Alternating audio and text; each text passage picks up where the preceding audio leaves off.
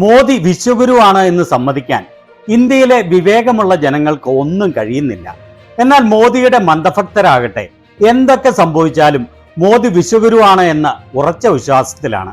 ഇന്നത്തെ ഈ വീഡിയോയിലൂടെ ഞാൻ തെളിയിക്കാൻ പോകുന്നത് മോദി വിശ്വഗുരു തന്നെയാണ് എന്നാണ്. ഈ വീഡിയോ കണ്ടു കഴിയുന്നതോടുകൂടി നിങ്ങൾക്ക് എല്ലാവർക്കും വ്യക്തമായി ആ കാര്യം ബോധ്യമാകുമെന്ന് എനിക്ക് ഉറപ്പാണ്.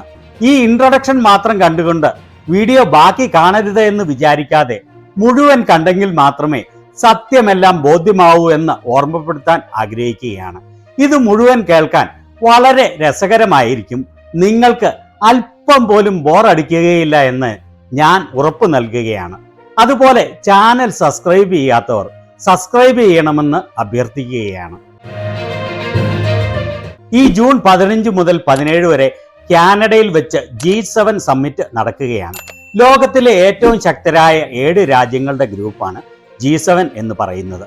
സാമ്പത്തികമായും സൈനികമായും ലോകത്തിൽ ഏറ്റവും ഇൻഫ്ലുവൻസ് ഉള്ള 7 രാജ്യങ്ങൾ. ഇതിലെ members Canada, France, Germany, Italy, Japan, UK, United States എന്നിവയാണ്. 1998 മുതൽ 2014 വരെ ഇത് G8 ആയിരുന്നു. അതായത് റഷ്യയും കൂടി ഉൾപ്പെട്ട 8 പവർഫുള്ളായ രാജ്യങ്ങൾ. എന്നാൽ 2014 റഷ്യ യുക്രൈന്റെ ഭാഗമായ ക്രൈമിയയെ ആക്രമണത്തിലൂടെ റഷ്യയോട് കൂട്ടിച്ചേർത്തതോടുകൂടി 2014 മാർച്ചിൽ റഷ്യയെ G8 നിന്ന് സസ്പെൻഡ് ചെയ്യുകയും അതോടുകൂടി G8 G7 ആയി മാറുകയും ചെയ്തു. വർഷങ്ങളായി G7 മെമ്പർ അല്ലാതായിരുന്നിട്ട് കൂടി ഇന്ത്യയെ സ്ഥിരമായി G7 സമ്മിറ്റുകളിലേക്ക് ക്ഷണിച്ചുകൊണ്ടിരുന്നതാണ്. അതിന് കാരണം ലോകത്തിൽ വർദ്ധിച്ചു വരുന്ന ഇന്ത്യയുടെ സ്വാധീനം അവഗണിക്കാൻ പറ്റാത്തതായിരുന്നു എന്നുള്ളതാണ്. സമയഭാവിയിൽ തന്നെ ഇന്ത്യയും കൂടി ചേർന്ന് G7 G8 ആയി മാറും എന്നായിരുന്നു ഏവരും കരുതിക്കൊണ്ടിരുന്നത്. 2005 മുതൽ ഏതാണ്ട് തുടർച്ചയായി ഇന്ത്യയെ G7 സമ്മിറ്റിലേക്ക് ക്ഷണിച്ചുകൊണ്ടിരുന്നതാണ്. 2005 അന്നത്തെ ബ്രിട്ടീഷ് പ്രൈം മിനിസ്റ്റർ ആയിരുന്ന ടോണി ബ്ലെയർ ആണ് അന്നത്തെ G8 മെമ്പേഴ്സിനെ കൂടാതെ India, Brazil, China, Mexico, south Africa എന്നീ രാജ്യങ്ങളെയും ക്ഷണിക്കണമെന്ന് നിർദ്ദേശിക്കുകയും ആദ്യമായി ഇന്ത്യ ഉൾപ്പെടെയുള്ള ഈ രാജ്യങ്ങളെ ഇതിലേക്ക് ക്ഷണിക്കുകയും ചെയ്തത്.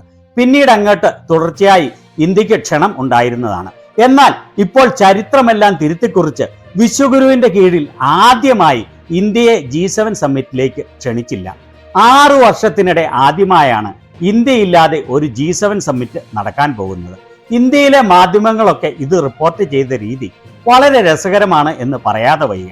ടൈംസ് ഓഫ് ഇന്ത്യയിലെ ഈ വാർത്തയിൽ പറഞ്ഞിരിക്കുന്നത് കണ്ടോ? 6 വർഷത്തിനിടെ ആദ്യമായി മോദി G7 മീറ്റിംഗിൽ ഭാഗമാകാനുള്ള സാധ്യതയില്ല എന്ന്. ആ ലാംഗ്വേജ് നിങ്ങൾ ശ്രദ്ധിച്ചോ?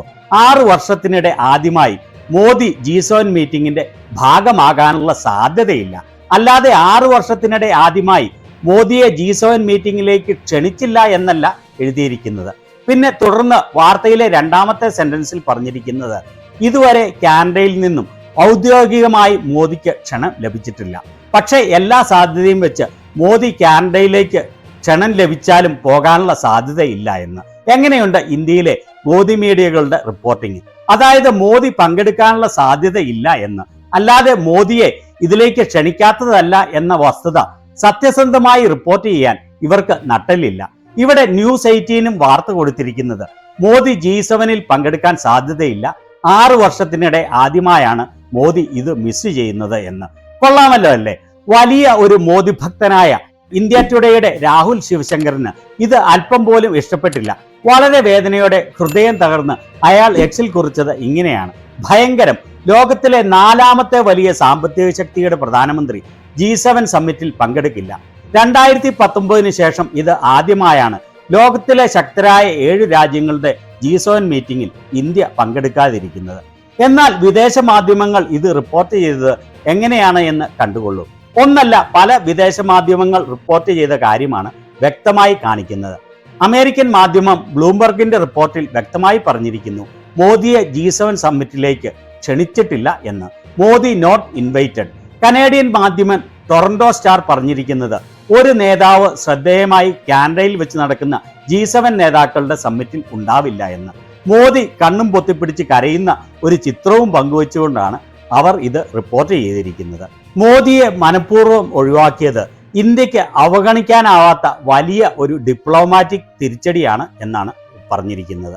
അവരുടെ വാർത്തയുടെ ഫസ്റ്റ് സെന്റൻസിൽ തന്നെ പറഞ്ഞിരിക്കുന്നു, മോദിയെ ക്ഷണിക്കാത്തത് കൊണ്ടാണ് ഇത് എന്ന്. സൗത്ത് ഏഷ്യ ഇൻഡെക്സ് വ്യക്തമായി പറഞ്ഞിരിക്കുന്നത് മോദിയെ G7 ക്ഷണിച്ചിട്ടില്ല. അവർ ഇത് റിപ്പോർട്ട് ചെയ്തിരിക്കുന്നത് കാനഡ ഗവൺമെന്റ് ഉദ്യോഗസ്ഥരിൽ നിന്ന് കിട്ടിയ വിവരം അനുസരിച്ചാണ്. തുടർന്ന് പറഞ്ഞിരിക്കുന്നു, 6 വർഷത്തിനിടെ ആദ്യമായി ഇങ്ങനെ മോദിയെ ക്ഷണിക്കാത്തത് ലോക രാജ്യങ്ങൾക്കിടയിൽ ഇന്ത്യക്കുണ്ടായ വലിയ ഒറ്റപ്പെടൽ ആണ് എന്ന്. ദ ഫെയർനെസിന്റെ ഈ ബ്രേക്കിംഗ് ന്യൂസിൽ പറഞ്ഞിരിക്കുന്നത് കണ്ടോ, ഇന്ത്യൻ പ്രധാനമന്ത്രി നരേന്ദ്രമോദിയുടെ G7 സമ്മിറ്റിലേക്കുള്ള ക്ഷണം ഔദ്യോഗികമായി ക്യാൻസൽ ചെയ്തു എന്ന്. എല്ലാ G7 സമ്മിറ്റുകളിലേക്കും ഈ മെമ്പർ രാജ്യങ്ങളെ കൂടാതെ ഡീഫാൾട്ടായി India, Brazil, South Africa, China, Mexico എന്നീ രാജ്യങ്ങൾക്ക് ക്ഷണം ഉള്ളതാണ്. അതായത് ഇവർക്ക് സ്ഥിരമായി എല്ലാ G7 സമ്മിറ്റുകളിലേക്കും ക്ഷണം ഉണ്ട്. എന്നാൽ വിശ്വഗുരുവിനുള്ള ക്ഷണം കാനഡ ക്യാൻസൽ ചെയ്തു. ഒരു കാര്യം പ്രത്യേകം ഓർക്കേണ്ടത്, കാനഡ മാത്രം മനസ്സുവെച്ചാൽ ഈ ക്ഷണം ക്യാൻസൽ ചെയ്യാൻ കഴിയുകയില്ല എന്നുള്ളതാണ്.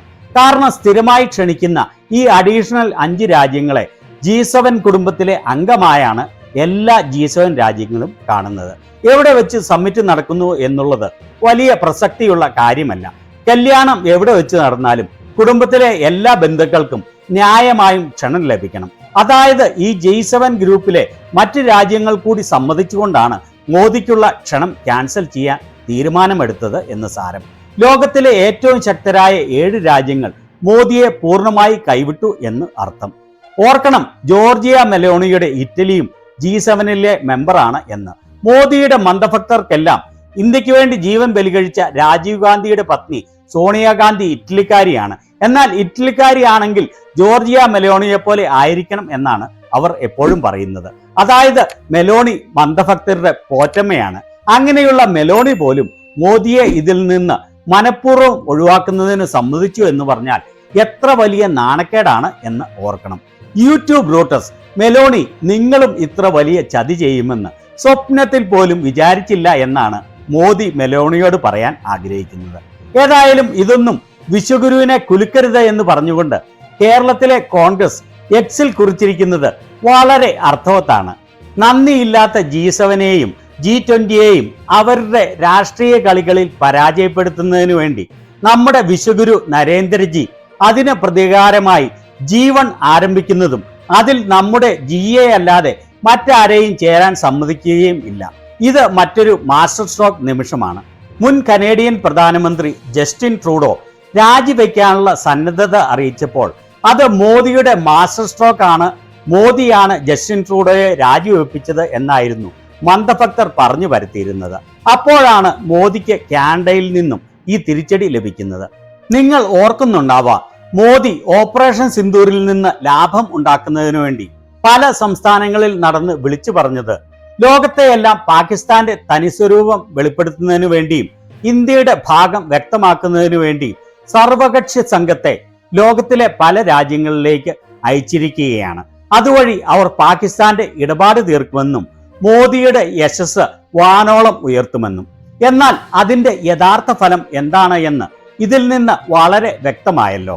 ഏതായാലും ട്രംപ് തന്റെ ഇനാഗുറേഷന് മോദിയെ ക്ഷണിക്കാത്തപ്പോൾ ന്യായീകരിച്ചതുപോലെ തലച്ചോറില്ലാത്ത മന്ദഭക്തന്മാർ ന്യായീകരണവുമായി എത്തിയിട്ടുണ്ട്. അങ്ങനെ ഒരു ലെവലേശം തലച്ചോറില്ലാത്ത രാജീവ് സൂദ് എന്ന് പറഞ്ഞവൻ എഴുതിയിരിക്കുന്നത് കണ്ടോ, കാനഡ മോദിക്ക് ക്ഷണം അയക്കുന്നതിൽ ഭയാശങ്കരായിരുന്നു. കാരണം മോദി ആ ക്ഷണം നിരസിച്ച് അവരെ ആക്ഷേപിക്കുന്നത് അവർക്ക് സഹിക്കാൻ ആവുമായിരുന്നില്ല എന്ന്. സൂപ്പറാണ്, സൂപ്പർ എന്നേ എനിക്ക് പറയാനുള്ളൂ. ഇപ്പോൾ നിങ്ങൾക്ക് എല്ലാവർക്കും മനസ്സിലായി കാണുമല്ലോ മോദി യഥാർത്ഥത്തിൽ വിശ്വഗുരു തന്നെ ആണ് എന്ന്. ഈ പറയുന്ന G7 രാജ്യങ്ങൾ ഒന്നും പാകിസ്ഥാനെതിരെ ഇന്ത്യ ഓപ്പറേഷൻ സിന്ദൂർ നടത്തിയപ്പോൾ നമ്മെ പിന്തുണച്ചില്ല. പാകിസ്ഥാൻ തീവ്രവാദികൾ 26 ഇന്ത്യക്കാരുടെ ജീവൻ കവർന്നെടുത്തപ്പോൾ അതിനെ തീവ്രവാദ ആക്രമണം ആണ് എന്ന് പറഞ്ഞ് നിശിതമായി അപലപിക്കാൻ പോലും ഇവർ ആരും തയ്യാറായില്ല. അങ്ങനെ പരിപൂർണമായി ലോകരാജ്യങ്ങളുടെ ഇടയിൽ ഇന്ത്യയെ ഒറ്റപ്പെടുത്തിയിരിക്കുകയാണ് വിവേകം തൊട്ടു തീണ്ടിയിട്ടില്ലാത്ത മോദിയുടെ ഭരണകൂടം. ഇതിന് കാരണം നമ്മൾ വിവേകമുള്ള ഇന്ത്യക്കാരല്ല, മറിച്ച് ഒന്നിനും കൊള്ളുകയില്ലാത്ത ഒരു കഴിവുമില്ലാത്ത ഈ ഭരണകൂടം ഒന്ന് മാത്രമാണ്. മോദിയുടെ തനിനിറം ലോകത്തിന് മൊത്തം വ്യക്തമായി മനസ്സിലായിരിക്കുന്നു. പക്ഷേ ഏറ്റവും വലിയ വിഷമം ഈ ഒരൊറ്റ വ്യക്തിയുടെ വിവേകശൂന്യതയ്ക്ക് എല്ലാ ഇന്ത്യക്കാരും വില കൊടുക്കേണ്ടി വരുന്നു എന്നുള്ളതാണ്. ഇതിനെക്കുറിച്ച് നിങ്ങളുടെ അഭിപ്രായം എന്താണ്?